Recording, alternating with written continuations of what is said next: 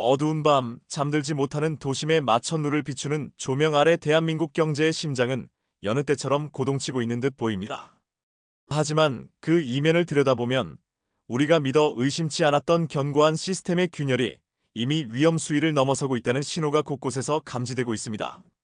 1997년 IMF 외환위기 당시 국가 부도의 날을 하루 앞두고도 평온했던 거리의 풍경을 기억하십니까? 경제적 재앙은 언제나 가장 일상적인 평화의 탈을 쓰고 우리 곁으로 다가옵니다. 오늘날 우리가 직면한 위기는 과거의 그것과는 질적으로 다릅니다. 당시의 위기가 일시적인 외화 유동성의 부족에서 기인한 급성 질환이었다면 지금의 징후는 경제 체력 자체가 바닥난 만성적인 기능 부정과 시스템 전체의 노후화에서 비롯되고 있습니다. 최근 0.1%의 경제 전문가들이 일관되게 던지는 경고의 메시지는 간결하고도 섬뜩합니다. 모든 지표가 한 방향을 가리키고 있다는 것입니다. 기록적인 수준으로 치솟은 가계부채, 글로벌 공급망의 재편으로 인한 수출 경쟁력의 약화, 그리고 인구 절벽이라는 피할 수 없는 정해진 미래까지.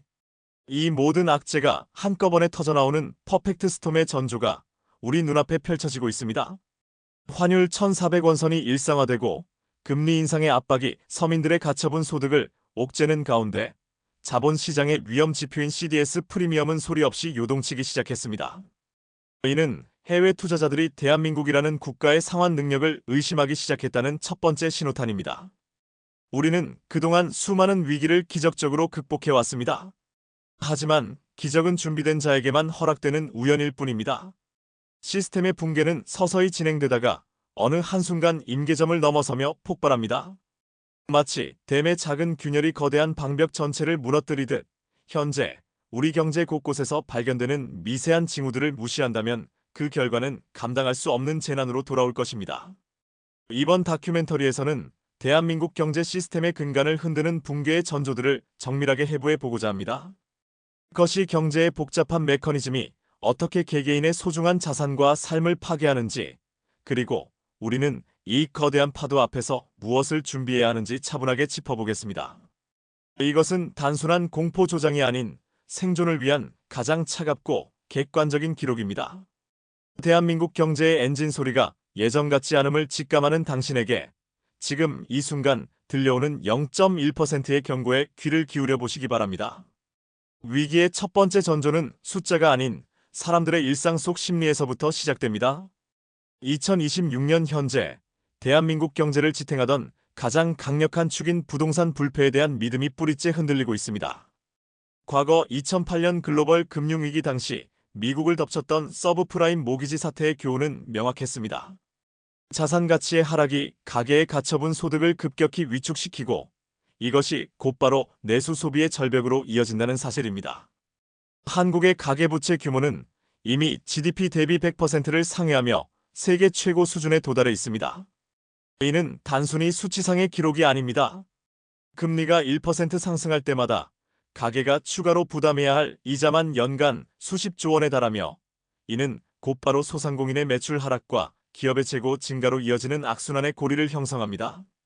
특히 우려스러운 점은 대출의 질입니다. 다중채무자와 저소득층, 그리고 이른바 영끌로 불리는 청년 세대의 부채는 경제 시스템의 가장 약한 고리가 되었습니다.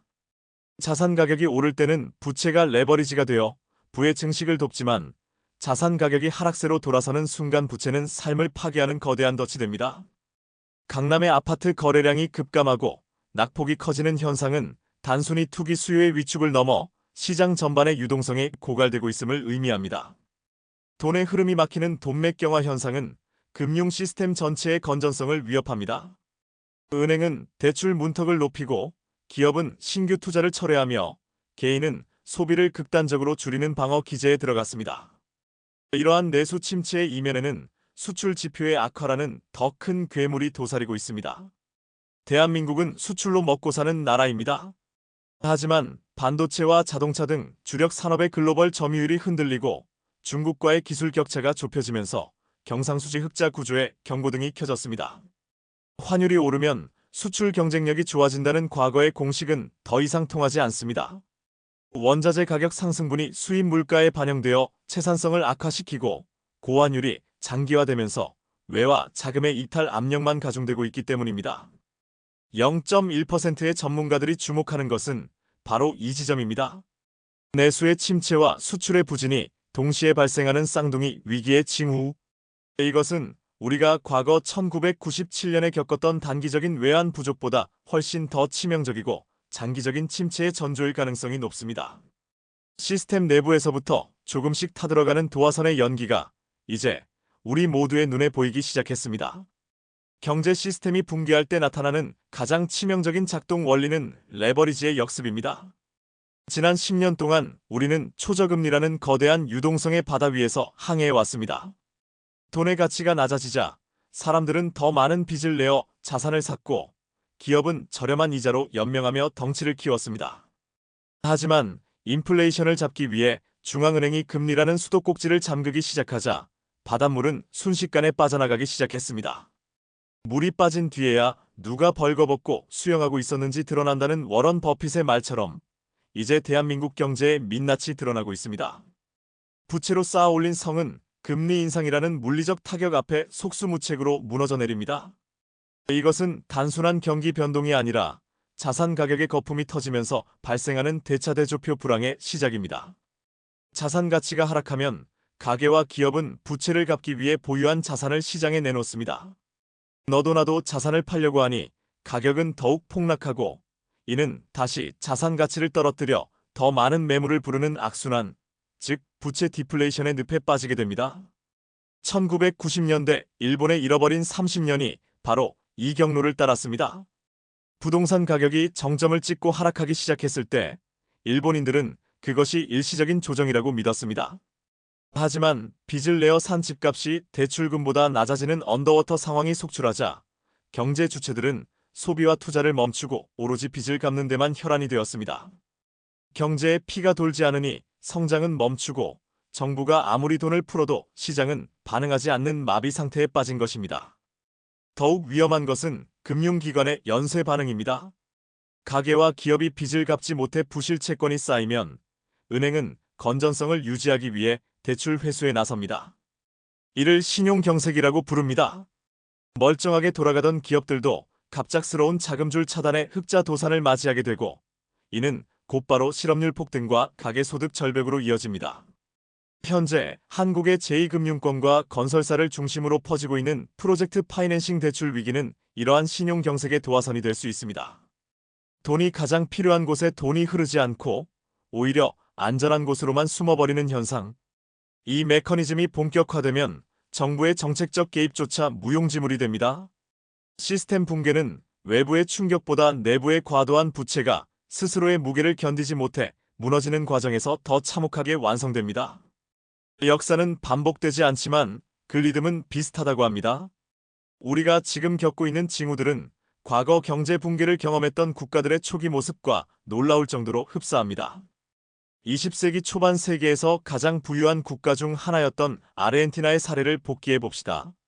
아르헨티나 몰락의 시작은 방만한 재정 지출과 대외 부채의 누적, 그리고 결정적으로 정치적 포퓰리즘이 경제적 합리성을 압도했을 때였습니다. 화폐 가치가 휴지 조각이 되고 중산층이 하루아침에 빈곤층으로 전락하는 과정은 그리 오래 걸리지 않았습니다. 한때 남미의 유럽이라 불리던 위상은 사라지고 이제는 매년 수백 %의 인플레이션과 싸우는 만성적 위기 국가가 되었습니다. 시스템이 한번 신뢰를 잃으면 회복하는데 얼마나 처절한 대가를 치러야 하는지 아르헨티나는 온몸으로 증명하고 있습니다. 그리스의 사례 또한 우리에게 시사하는 바가 큽니다. 유로존이라는 견고한 울타리 안에 있었음에도 불구하고 국가 채무의 임계점을 넘어서는 순간 시스템은 마비되었습니다. 연금은 삭감되었고 청년 실업률은 50%를 상회했으며 국가의 주요 자산들은 해외 자본의 헐값으로 매각되었습니다. 당시 그리스 시민들이 겪었던 고통은 단순히 통계 수치상의 하락이 아닌 인간의 존엄성이 무너지는 과정이었습니다. 터키 어떻습니까? 고물가 상황에서도 금리를 낮추는 비상식적인 경제 정책이 강행되면서 리라화 가치는 폭락했고 외화 부채를 감당하지 못한 기업들이 줄도산했습니다. 베네수엘라는 자원 부국이었음에도 불구하고 단일 산업에 대한 과도한 의존과 시장 통제 실패로 인해 국가 기능 자체가 정지되는 초유의 사태를 맞이했습니다.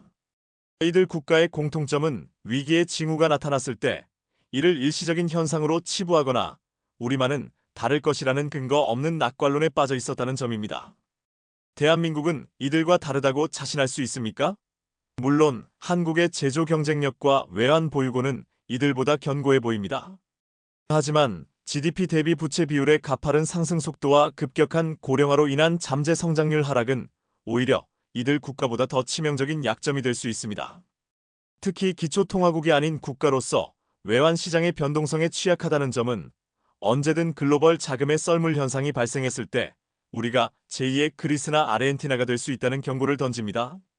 과거의 사례들은 단순한 남의 나라 이야기가 아닙니다. 그것은 시스템의 경고를 무시한 국가들이 걸어간 어쩌면 우리의 미래가 될지도 모를 잔혹한 약도입니다. 그렇다면 이러한 글로벌 위기의 파고가 대한민국이라는 특수한 경제 생태계에 부딪혔을 때 어떤 물리적 충격이 발생하는가에 주목해야 합니다. 한국 경제의 가장 큰 아킬레스건은 대외 의존도와 가계 부채의 기묘한 결합입니다. 우리는 에너지를 포함한 핵심 자원의 대부분을 수입에 의존하며 동시에 생산한 제품을 해외에 팔아국부를 창출합니다. 이 구조에서 환율과 금리의 급격한 변동은 가계와 기업의 숨통을 동시에 조이는 이중 나선형 위기를 만들어냅니다. 환율이 오르면 수입 물가가 상승하여 가계의 실질 소득이 줄어들고 이를 잡기 위해 금리를 올리면 부채를 짊어진 가계의 이자 부담이 폭증하며 내수가 완전히 무너지는 구조입니다. 실제로 한국 경제의 허리인 중산층의 붕괴는 이미 통계로 증명되고 있습니다. 가처분 소득 중 원리금 상환액이 차지하는 비중을 나타내는 총부채 원리금 상환 비율 임계점인 40%를 넘어서는 가구가 소출하고 있습니다. 벌어들인 돈의 절반 가까이를 빚 갚는 데 쓰고 나면 교육비와 식비 등 필수 소비마저 줄일 수밖에 없습니다. 이는 골목 상권의 몰락으로 이어지고 고용의 80%를 담당하는 중소기업과 자영업자의 파산을 부릅니다. 과거 IMF 위기가 대기업과 금융권의 부실에서 시작되어 서민들에게 전이되었다면 이번 위기는 서민 경제의 뿌리부터 타들어가 국가 전체의 성장 동력을 상실시키는 상향식 붕괴의 양상을 보입니다. 더욱 심각한 것은 기업의 체력 저하입니다. 한국의 상장사 중 영업이익으로 이자조차 감당하지 못하는 한계 기업 좀비 기업 비중은 역대 최고치를 경신하고 있습니다. 저금리 시절 연명해온 기업들이 고금리와 경기 침체라는 양면 전쟁을 견디지 못하고 무너지기 시작하면 이는 대규모 실업과 금융권의 부실 채권 급증으로 이어집니다.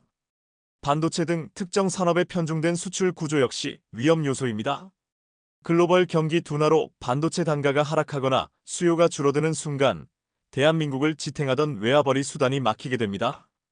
달러가 들어오지 않는데 갚아야 할 외화 부채와 에너지 수입 비용은 그대로라면 우리 경제는 순식간에 외환 위기의 공포 속으로 다시 던져질 것입니다. 0.1%의 전문가들이 경고하는 시나리오는 멀리 있지 않습니다. 우리가 누려온 풍요의 기반이 얼마나 얇은 얼음판 위에 서 있었는지 이제 그 얼음이 갈라지는 소리가 발밑에서 들려오고 있습니다. 위기가 심화될수록 시장의 눈은 정부와 중앙은행의 입을 향합니다.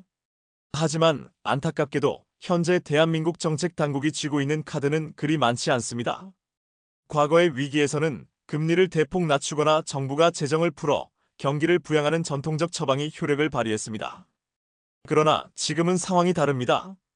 고물가를 잡기 위해 금리를 올려야 하는 중앙은행과 경기 침체를 막기 위해 돈을 풀어야 하는 정부 사이의 정책적 모순, 즉 폴리시 믹스의 딜레마에 빠져 있기 때문입니다. 한국은행이 금리를 섣불리 낮췄다가는 한미금리 격차가 벌어지며 외화가 썰물처럼 빠져나가고 환율이 폭등할 위험이 있으며 반대로 금리를 계속 높게 유지하자니 가계부채라는 시한폭탄의 도화선이 타들어가는 것을 지켜봐야만 합니다. 정부의 재정 여력 또한 예전 같지 않습니다. 급격한 고령화로 인한 복지 지출은 기하급수적으로 늘어나는데 경기 부진으로 세수는 오히려 줄어들고 있습니다. 국가 채무 비율이 가파르게 상승하면서 재정 건전성에 대한 국제 신용평가사들의 시선은 차가워지고 있습니다. 만약 정부가 무리하게 국채를 발행해 시장에 돈을 푼다면 이는 시중 금리를 다시 끌어올리고 원화 가치를 떨어뜨리는 역효과를 낳을 수 있습니다. 이것이 바로 재정의 덫입니다. 1997년 외환위기 당시에는 국가 재정이 탄탄했기에 공적 자금을 투입해 금융 시스템을 수술할 수 있었지만 지금은 국가조차 빚더미 위에 올라앉아 있는 형국입니다. 중앙은행의 마지막 보루인 외환보유고 역시 안심할 수 있는 단계가 아닙니다. 표면적인 수치는 충분해 보일지 몰라도 단기 외채, 비중과 유동성 자산의 실질적 가치를 따져보면 유사시 대응 능력이 충분한지에 대한 의문이 제기됩니다. 0.1%의 통찰력 있는 전문가들은 정부의 구두 개입이나 임시 방편적인 대책이 시장의 신뢰를 얻지 못하고 있다는 점을 가장 우려합니다. 시장은 정부가 위기를 통제하고 있다는 확신을 원하지만 엇박자를 내는 정책과 정치적 갈등은 오히려 불확실성만 키우고 있습니다. 정부와 중앙은행이 동력을 상실한 채 시장의 뒤를 쫓아가는 상황, 이는 시스템 붕괴가 가속화되는 전형적인 징후입니다. 이제 국가가 나를 지켜줄 것이라는 막연한 기대보다는 거대한 파도가 덮치기 전 스스로 구명조끼를 찾아야 하는 각자도생의 시간이 다가오고 있습니다. 국가가 시스템의 균열을 메우기 위해 고군분투하는 동안 개인의 삶은 가장 먼저 현장에서 사투를 벌이게 됩니다. 경제 시스템의 붕괴는 거창한 담론이 아니라 오늘 아침 식탁에 오르는 사과 한 알의 가격, 그리고 매달 통장에서 빠져나가는 대출, 이자의 숫자로 체감됩니다. 이제 우리는 성장의 시대가 끝나고 생존의 시대가 도래했음을 인정해야 합니다. 0.1%의 자산가들이 위기 징후를 포착하고 가장 먼저 행하는 것은 자산의 질적 전환입니다. 그들은 더 이상 높은 수익률에 목매지 않습니다. 대신 최악의 시나리오에서도 가치를 보존할 수 있는 현금 유동성과 안전 자산으로의 대피를 서두릅니다. 반면 정보와 자본이 부족한 개인들은 대개 파티가 끝난 뒤 마지막까지 잔을 들고 있다가 모든 비용을 떠안게 됩니다. 지금 개인이 취해야 할 가장 시급한 전략은 부채의 다이어트와 현금 흐름의 확보입니다. 금리 인하기에 익숙해진 레버리지 활용 방식은 고금리와 고환율이 상수가 된 시대에는 독약과 같습니다. 공격적인 투자보다는 불효불급한 자산을 매각해 원금을 줄이고 어떤 상황에서도 끊기지 않는 현금 파이프라인을 구축하는 것이 생존의 핵심입니다. 또한 자산의 통화 분산은 더 이상 선택이 아닌 필수입니다. 원화 가치가 하락할 때 가치가 상승하는 달러나 금 같은 안전 자산을 포트폴리오의 일정 부분 편입시키는 것은 국가적 위기 상황에서 내 자산을 지키는 최소한의 보험입니다. 1997년과 2008년의 위기 속에서도 누군가는 부의 사다리를 올라탔습니다. 그들은 공포에 질려 시장을 떠난 사람들이 아니라 미리 유동성을 확보하고 폭락한 우량 자산을 주워 담을 준비가 되어 있던 이들이었습니다. 하지만 생존 전략은 단순히 재테크에 국한되지 않습니다. 시스템이 흔들릴 때 가장 큰 타격을 입는 것은 노동 가치의 하락입니다. 실업의 위협과 실질 임금의 감소는 가계의 근간을 흔듭니다. 따라서 본업에서의 전문성을 강화함과 동시에 위기 상황에서도 수요가 존재하는 대체 불가능한 기술을 연마하는 인적 자본에 대한 투자가 그 어느 때보다 중요합니다. 정부도 기업도 당신의 노후와 생존을 끝까지 책임져 주지 않는 시대입니다. 시스템 붕괴의 전조가 명확해진 지금 감정에 휘둘린 투매나 막연한 낙관론은 가장 위험한 적입니다. 냉철하게 자신의 대차대조표를 살피고 다가올 겨울을 견딜 수 있는 충분한 땔감을 비축하는 것. 그것이 0.1%의 경고를 기회로 바꾸는 유일한 길입니다. 이제 우리는 긴 여정의 끝에서 가장 본질적인 질문과 마주해야 합니다. 대한민국 경제 시스템에 울려 퍼지는 0.1%의 경고는 과연 우리에게 파멸을 예고하는 종소리입니까? 아니면 새로운 길을 찾으라는 마지막 신호탄입니까? 경제학자 조셉 슌페터는 창조적 파괴를 말했습니다. 낡고 부패한 구조가 무너져 내려야만 그 자리에 더 효율적이고 건강한 새로운 시스템이 들어설 수 있다는 뜻입니다. 하지만 그 파괴의 과정에서 발생하는 고통은 결코 평등하지 않습니다. 준비되지 않은 자들에게 시스템의 붕괴는 삶의 터전이 송두리째 뽑혀나가는 재앙이지만 위기를 직시하고 대비한 자들에게는 부의 질서가 재편되는 거대한 기회의 문이 됩니다. 과거 1997년의 위기는 우리에게 뼈아픈 교훈을 남겼습니다. 국가가 무너질 수 있다는 공포는 전국적인 금 모으기 운동으로 승화되었고 우리는 유례없는 속도로 위기를 극복해냈습니다. 그러나 그 과정에서 우리는 소득 불평등의 심화와 고용 불안정성이라는 또 다른 괴물을 낳았습니다. 지금 우리 앞에 놓인 위기는 그때보다 훨씬 더 복잡하고 거대합니다. 단순히 허리띠를 졸라매는 것만으로는 해결할 수 없는 인구 구조와 산업 패러다임의 근본적인 변화가 동반되고 있기 때문입니다. 이제는 국가라는 거대 담론 뒤에 숨기보다 각자가 경제적 주권자로서 스스로를 보호할 수 있는 지혜와 용기를 갖춰야 할 때입니다. 결국 시스템을 움직이는 것은 숫자와 데이터가 아니라 그 속에 살고 있는 인간의 의지입니다. 우리가 마주한 이 전조들을 두려움의 대상으로만 보지 않고 체질 개선을 위한 강제적인 이정표로 삼는다면 대한민국 경제는 다시 한번 도약할 수 있을 것입니다. 하지만 여전히 어떻게든 되겠지라는 안일함에 빠져 있다면 우리가 누려온 풍요는 역사의 한 페이지로만 기억될지 모릅니다. 이번 다큐멘터리가 전하는 메시지는 명확합니다.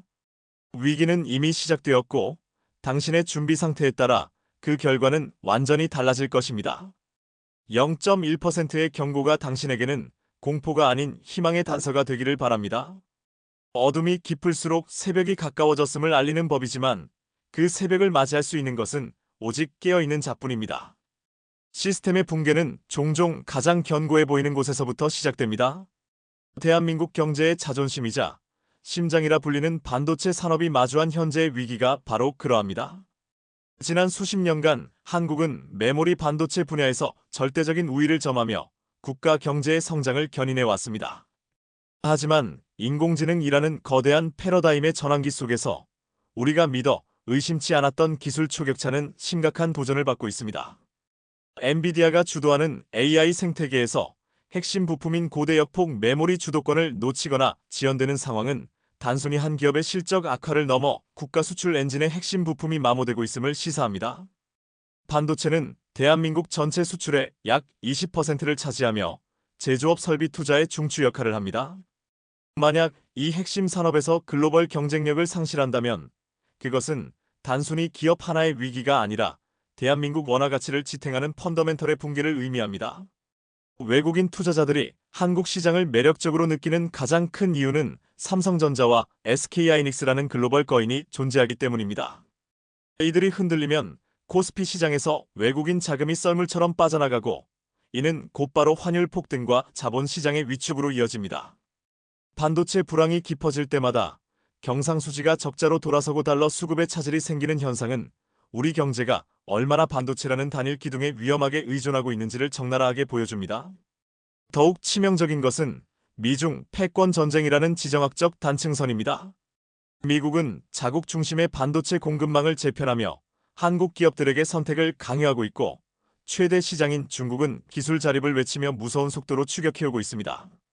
샌드위치 압박 속에서 우리 기업들이 막대한 보조금을 앞세운 해외 경쟁사들과 싸우기에는 체력이 고갈되고 있습니다. 0.1%의 전문가들이 우려하는 최악의 시나리오는 반도체의 하락세가 구조적으로 고착화되는 것입니다. 일본의 전자산업이 순식간에 몰락하며 잃어버린 30년의 단초가 되었듯 우리도 기술 혁신의 골든타임을 놓친다면 시스템 붕괴의 가속도는 우리가 상상하는 것보다 훨씬 빠를 것입니다. 이제 반도체 강국이라는 과거의 훈장에 안주할 시간은 끝났습니다.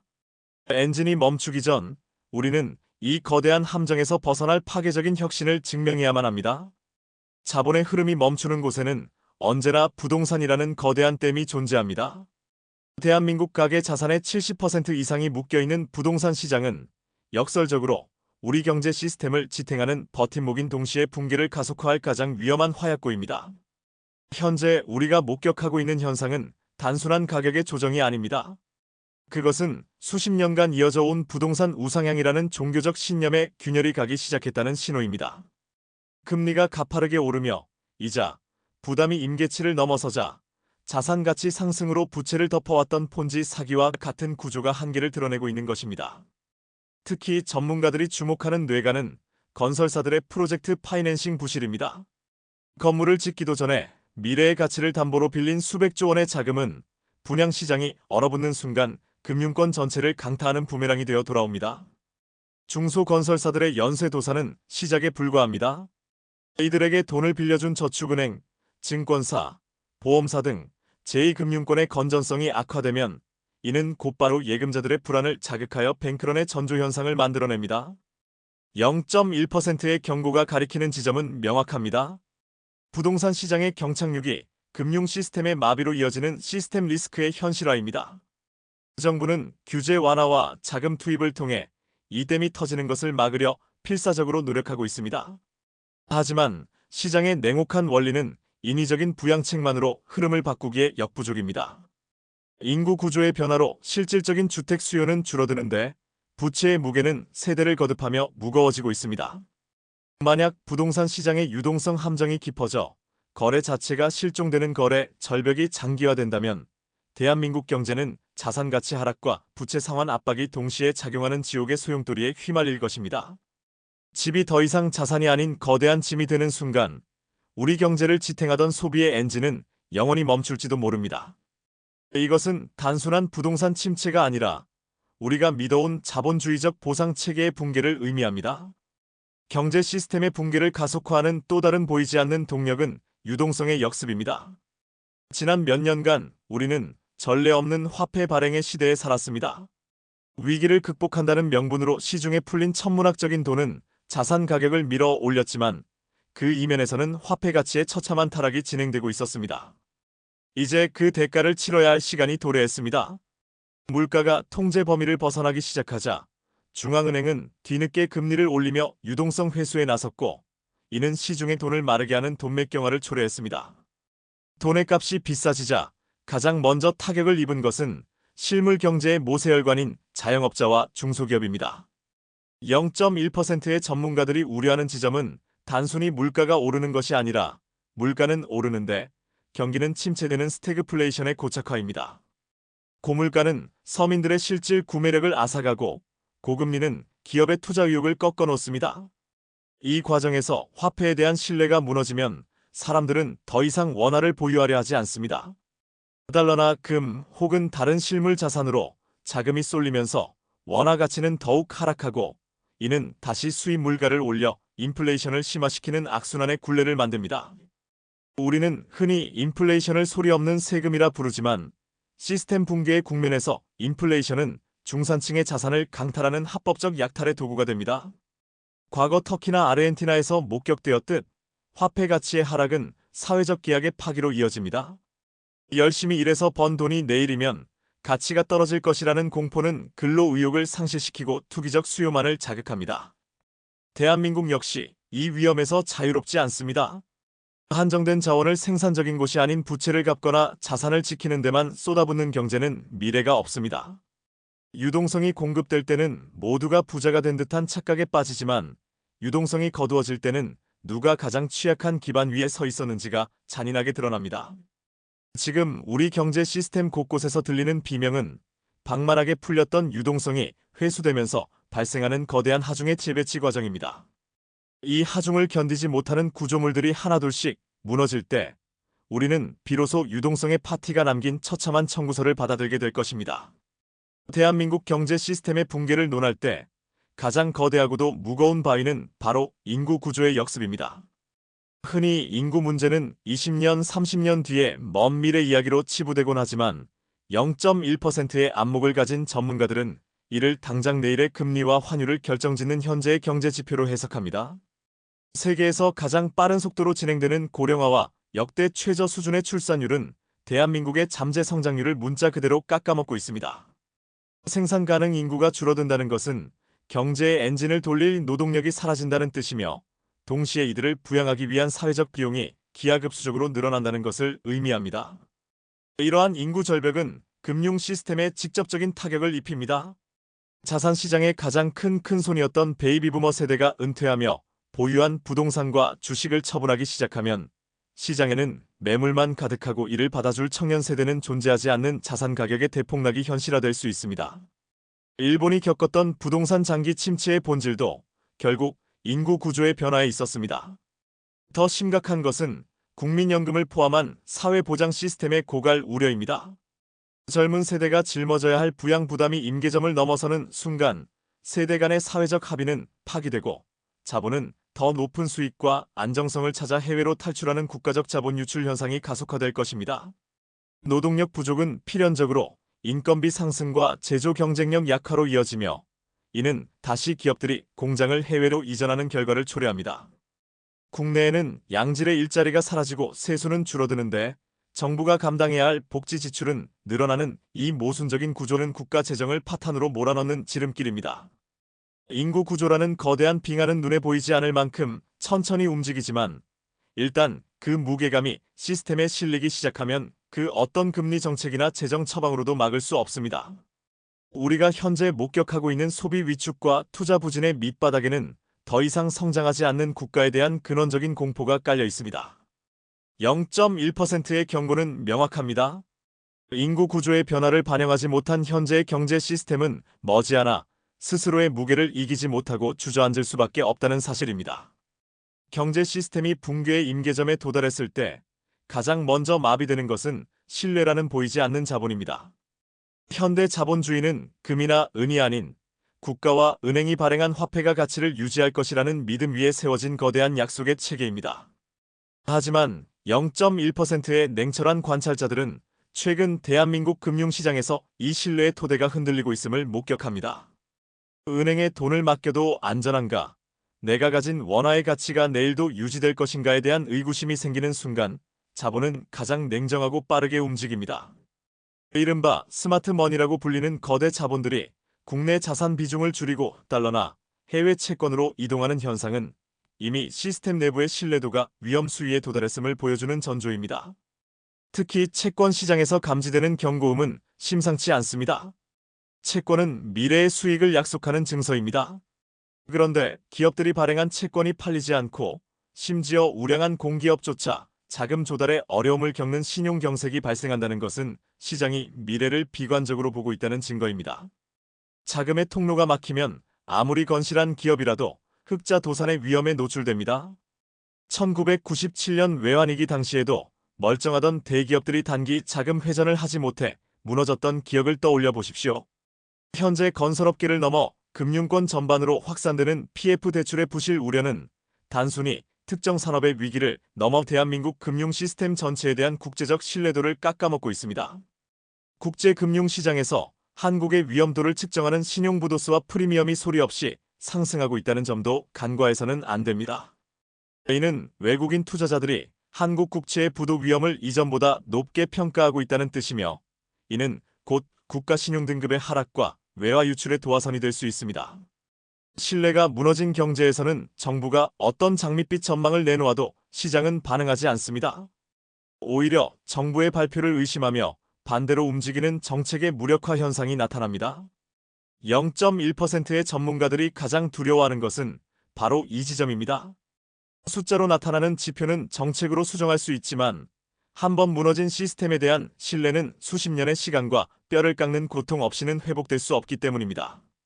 지금 우리 경제는 보이지 않는 신뢰의 둑이 터지기 직전의 아슬아슬한 상황에 직면해 있습니다.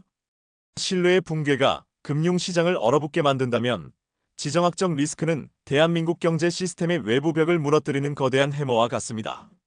한국은 지정학적으로 세계에서 가장 위험한 단층선 위에 놓여 있습니다. 미중 패권 전쟁이 단순한 외교 갈등을 넘어 경제 전쟁으로 격화되면서 자유무역의 최대 수혜자였던 한국은 이제 최대 피해자가 될 위기에 처했습니다.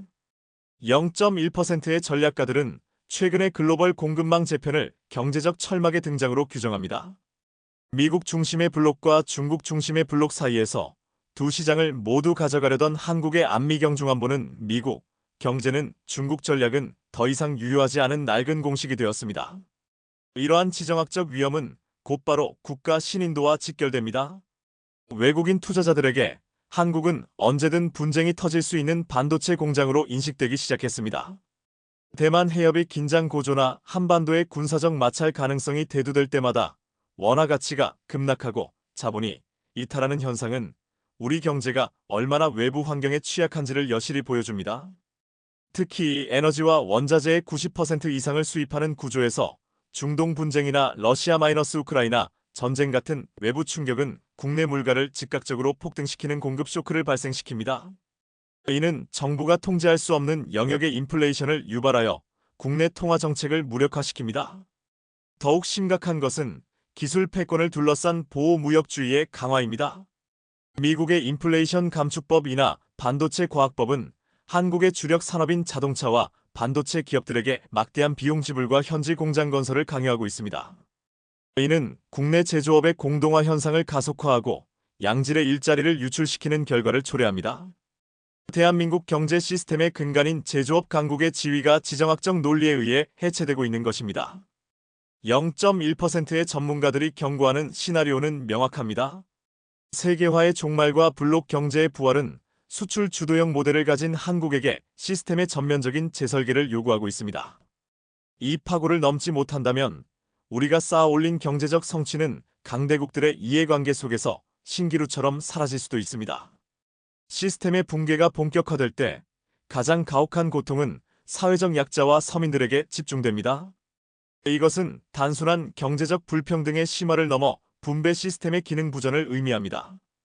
경제 위기가 닥치면 자산가들은 정보력을 바탕으로 현금화나 해외 자산 도피 등 방어 기제를 작동시키지만 고정된 근로소득에 의존하거나 부채로 생계를 유지하는 서민들은 폭풍우 속에 알몸으로 던져집니다. 특히 대한민국 경제의 모세혈관인 700만 자영업 생태계의 붕괴는 이미 위험 수위를 넘어섰습니다. 코로나19 시기부터 누적된 대출의 만기가 돌아오고 고물가로 인해 소비자들이 지갑을 닫으면서 폐업률은 역대 최고치를 기록하고 있습니다. 0.1%의 경제학자들은 이 현상을 K자형 양극화의 고착화로 정의합니다. 상위 10%의 자산은 인플레이션 해지를 통해 보존되거나 오히려 증식되는 반면 하위 계층은 소득 감소와 이자 비용 증가라는 이중고를 겪으며 빈곤의 늪으로 빠르게 침잠합니다. 이는 단순히 개인의 불행에 그치지 않습니다. 중산층이 붕괴하고 하층민이 늘어나는 구조는 사회적 갈등을 유발하고 이는 필연적으로 포퓰리즘 정치의 득세와 경제적 합리성의 상실로 이어집니다. 위기에 직면한 국가가 구조개혁이라는 고통스러운 수술을 집도해야 할 때 사회적 통합이 무너진 상태에서는 그 어떤 정책적 동력도 확보할 수 없습니다. 더욱 비극적인 것은 청년 세대의 기회 박탈입니다. 자산 가격의 폭등과 일자리 질의 저하로 인해 계층 이동의 사다리가 끊어진 사회에서 청년들은 소비와 결혼, 출산을 포기하는 엠포 세대가 되었습니다. 이는 앞서 언급한 인구 구조의 위기를 더욱 심화시키는 부메랑이 됩니다. 경제적 절망감이 사회 전반에 퍼질 때 사람들은 더 이상 미래를 위한 저축이나 투자를 하지 않습니다. 오직 오늘을 버티기 위한 생존 투쟁만이 남게 됩니다. 시스템 붕괴의 진정한 무서움은 숫자상의 GDP가 줄어드는 것이 아니라 그 시스템 속에 살아가는 구성원들이 미래에 대한 희망을 잃어버리는 집단적 무기력에 빠지는 것입니다. 0.1%의 경고는 우리에게 묻고 있습니다. 우리가 일구어낸 성장의 결실이 과연 우리 모두를 보호할 수 있는 방패가 되고 있는지 아니면 누군가에게는 흉기가 되고 있는지 말입니다. 시스템의 붕괴를 막기 위한 최후의 보루인 국가 재정마저 흔들릴 때 위기는 걷잡을 수 없는 국면으로 진입합니다. 대한민국은 전통적으로 건전한 재정을 자랑해왔지만 최근 몇 년 사이 국가 채무의 증가 속도는 주요 선진국 중 가장 가파른 축에 속합니다. 0.1%의 거시경제 전문가들이 우려하는 지점은 단순히 빚의 총량이 아니라 그 빚이 어디에 쓰이고 있는가입니다. 생산적인 투자나 미래 성장 동력 확보가 아닌 노령화에 따른 복지 지출과 일시적인 경기 부양을 위한 소모성 예산으로 재정이 투입되면서 국가의 체력은 급격히 고갈되고 있습니다. 세수는 줄어드는데 지출은 정해져 있는 재정의 경직성이 심화되고 있는 것입니다. 재정 건전성의 악화는 국가 신용 등급에 대한 압박으로 이어집니다. 국제 신용평가사들이 한국의 등급 전망을 하향 조정하는 순간 국내 금융기관과 기업들이 해외에서 자금을 빌려올 때 지불해야 하는 금리는 폭등합니다. 이는 곧바로 국내 시중금리의 상승을 초래하여 가계와 기업의 부채 부담을 다시 한번 가중시키는 악순환을 만듭니다. 과거 아르헨티나와 그리스가 겪었던 비극의 시작은 항상 정부가 더 이상 빚을 낼 수 없는 상태에 도달했을 때였습니다. 국가가 최종 대부자로서의 역할을 수행하지 못하게 되면 시장의 공포는 걷잡을 수 없이 확산됩니다. 더욱 심각한 것은 재정정책의 정치화입니다. 선거철마다 쏟아지는 선심성 공약과 막대한 예산 집행은 경제적 타당성보다는 정치적 셈법에 의해 결정되곤 합니다. 이러한 포퓰리즘은 시장의 효율성을 저해하고 미래 세대의 자산을 현재의 생존을 위해 가불에 쓰는 행위와 같습니다. 0.1%의 경고는 명확합니다. 정부가 재정의 고삐를 쥐어야 할 때 오히려 풀고 혁신을 장려해야 할 때 규제를 양산한다면 시스템은 자정 능력을 완전히 상실하게 됩니다. 국가 재정은 위기 시에 국민을 보호할 마지막 방파제입니다. 하지만 지금 그 방파제 곳곳에 균열이 가고 있으며 우리는 그 틈 사이로 밀려드는 거대한 파도를 목격하고 있습니다. 국가가 더 이상 안전판이 되어주지 못하는 시대, 우리는 이제 국가 이후의 생존을 고민해야 할지도 모릅니다. 경제 시스템이 붕괴의 벼랑 끝에 섰을 때 국가의 통제력을 시험하는 마지막 무대는 통화정책의 정교함입니다. 2026년 현재 대한민국 정부와 한국은행은 그 어느 때보다 날카로운 면도날 위를 걷고 있습니다. 최근 정부가 발표한 2026년 정책 금융 공급 계획에 따르면 반도체와 AI 등 첨단 전략 산업에 150조 원 이상의 천문학적인 자금을 집중 투입하기로 했습니다. 이는 위기 상황에서도 국가의 미래 먹거리만큼은 포기하지 않겠다는 강력한 의지의 표명입니다. 하지만 시장의 반응은 차갑습니다. 0.1%의 전문가들은 이러한 대규모 자금 공급이 자칫 시중 유동성을 다시 자극해 겨우 잠잠해지던 인플레이션의 불씨를 되살리는 정책적 자가격리를 초래할 수 있다고 경고합니다. 특히 한국은행의 고민은 깊어지고 있습니다. 2026년 초 기준금리를 2.50% 수준에서 동결하며 관망세를 유지하고 있지만 속내는 복잡합니다. 물가를 잡기 위해 금리를 유지하자니 가계부채 2천조 원의 무게가 가계의 실질 소득을 파괴하고 있고 경기를 살리기 위해 금리를 내리자니 1,400원대를 상회하는 고환율이 외환시장의 불안을 부채질합니다. 여기에 더해 정부는 부동산 시장으로의 과도한 자금 쏠림을 막기 위해 주택담보대출의 위험 가중치 하한을 20%로 상향하는 등 금융규제의 고삐를 더욱 쥐고 있습니다. 이는 돈의 흐름을 부동산이라는 과거의 자산에서 첨단 산업이라는 미래의 가치로 강제 이주시키려는 처절한 시도입니다. 하지만 0.1%의 분석가들은 정부의 이러한 핀셋 대응이 거대한 경제 흐름을 바꾸기에는 역부족일 수 있다고 지적합니다. 정부가 국민성장 펀드를 통해 연간 30조 원씩 벤처와 혁신 기업의 수여를 약속했지만 정작 실물 경제의 허리인 소상공인과 자영업자들은 징수 곤란 체납액 소멸 정책에 기댈 만큼 벼랑 끝으로 내몰리고 있습니다. 거시적 지표는 첨단 산업의 성장을 말하지만 미시적 삶은 고물가와 고금리의 이중고에 허덕이는 지표와 체감의 괴리는 시스템 붕괴를 막으려는 정책 신뢰도를 떨어뜨리는 가장 큰 요인입니다.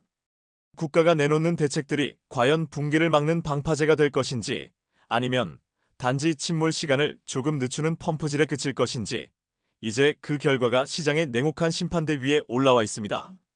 시스템의 붕괴는 멀리 있는 숫자가 아니라 오늘 우리 가족의 밥상과 지갑을 위협하는 현실로 다가오고 있습니다. 2026년 현재 대한민국의 가처분 소득 대비 가계 부채 비율은 1.7배를 넘어서며 주요 선진국 중 최상위권을 유지하고 있습니다. 이는 가계가 벌어들인 돈을 한 푼도 쓰지 않고 1.7년을 꼬박 모아야 빚을 다 갚을 수 있다는 뜻입니다. 하지만 현실은 더 가혹합니다. 6%대에 진입한 주택담보대출 금리는 영끌족이라 불리는 청년 세대와 중산층의 숨통을 조이고 있습니다. 연간 가계 소득 중 수천만 원이 이자 비용으로 증발하는 하우스푸어의 재등장은 내수 소비를 절벽으로 밀어넣는 결정적인 트리거가 되고 있습니다. 0.1%의 자산가들이 주목하는 것은 바로 이 구매력의 상실입니다. 소득 증가 속도가 부채 상환 비용 증가를 따라잡지 못하는 국면에서는 아무리 좋은 정책도 효과를 발휘하기 어렵습니다. 실제로 2026년 한국 경제는 잠재 성장률 수준인 1%대 후반의 저성장 기조에 갇혀 있으며 고용의 질 또한 저하되고 있습니다. 중산층 이하 가계에서는 소비 유지를 위해 저축을 헐거나 추가 대출을 받는 역저축 상태가 심화되고 있습니다. 이것은 시스템이 개개인의 삶을 지탱하는 능력을 잃어가고 있다는 가장 명확한 증거입니다. 내가 오늘 일해서 번 돈의 가치가 내일의 빚을 갚기에도 부족하다는 절망감이 사회 전반을 지배하기 시작했습니다. 개인의 생존 전략은 이제 방어를 넘어 재편으로 나아가야 합니다. 전문가들은 전체 자산의 46% 이상이 부동산에 쏠려있는 한국적 포트폴리오의 위험성을 경고합니다. 원화 가치의 불안정성이 상수가 된 2026년 자산의 일부를 달러나 금과 같은 외화 및 실물 자산으로 분산하는 것은 필수적인 생존 본능입니다.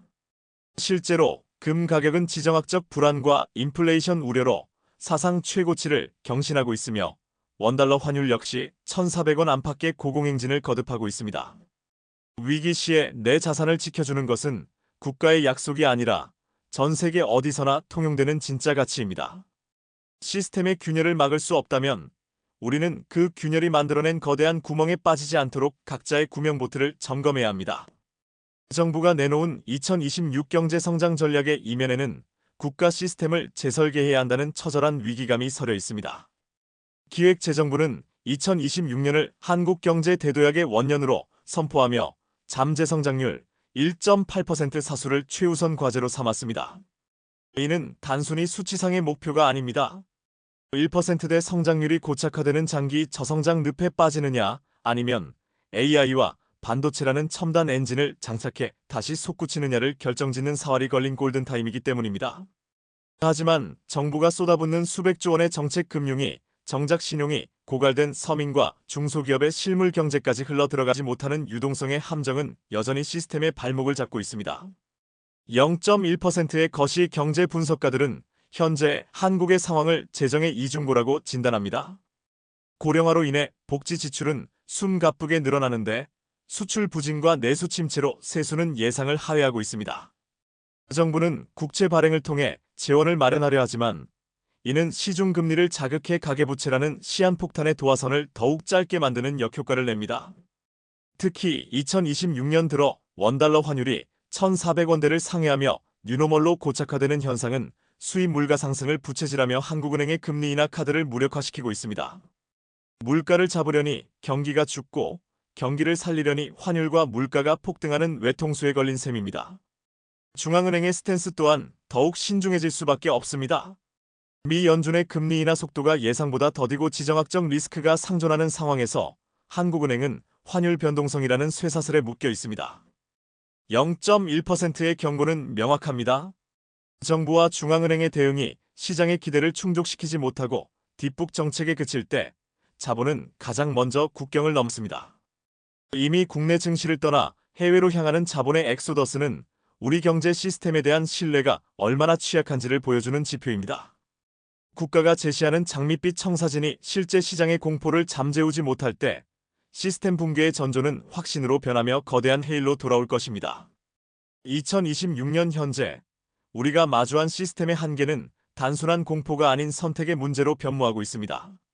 0.1%의 통찰을 가진 이들이 주목하는 마지막 퍼즐은 정부가 발표한 2026년 새해 금융제도 개편안에 담긴 정책적 함의입니다.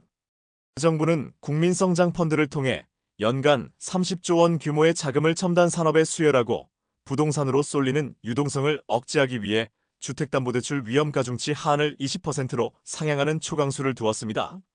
이는 국가 시스템이 생존을 위해 부동산이라는 낡은 엔진을 버리고 AI와 반도체라는 새로운 심장으로 피를 강제 수혈하겠다는 처절한 선언입니다. 하지만 이 거대한 체질 개선의 과정에서 발생하는 통증은 고스란히 개인의 몫이 되고 있습니다. 한국은행이 기준금리를 2.50% 수준에서 동결하며 관망하고 있음에도 불구하고 실제 가계가 체감하는 대출금리와 물가는 여전히 가파릅니다.